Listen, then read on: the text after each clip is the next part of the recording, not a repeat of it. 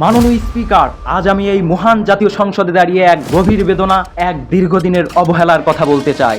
উন্নয়নের মহাসড়কে যখন বাংলাদেশের 63 জেলা এগিয়ে যাচ্ছে, তখন প্রশ্ন জাগে, কেন এখনো পিছিয়ে আমার কুড়িগ্রাম? কেন আজও উন্নয়নের আলো পুরোপুরি পৌঁছায়নি উত্তরের এই জনপদে? মাননীয় স্পিকার, কুড়িগ্রামও এদেশেরই অংশ। এখানকার মানুষও এই বাংলার নাগরিক। তাদের স্বপ্ন, তাদের অধিকার, তাদের জীবন অন্য সব জেলার মানুষের মতোই সমান গুরুত্বপূর্ণ।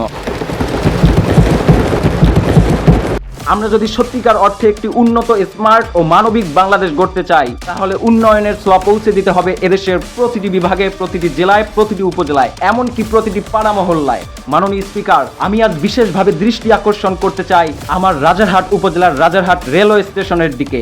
একটি রেল স্টেশন শুধু যাতায়াতের মাধ্যম নয়, এটি একটি অঞ্চলের অর্থনীতি, শিক্ষা ও যোগাযোগ ব্যবস্থার প্রাণকেন্দ্র। কিন্তু অত্যন্ত দুঃখের বিষয়, বর্ষা এলেই সেই স্টেশন পরিণত হয় দুর্ভোগের আরেক নাম। যাত্রীরা এক হাঁটু পানির মধ্য দিয়ে জীবনের ঝুঁকি নিয়ে ট্রেনে ওঠানামা করেন। নেই কোনো মানসম্মত প্ল্যাটফর্ম, নেই বিশুদ্ধ পানির জন্য একটি নলকূপ, নেই যাত্রীদের জন্য ন্যূনতম রেস্টরুমের ব্যবস্থা।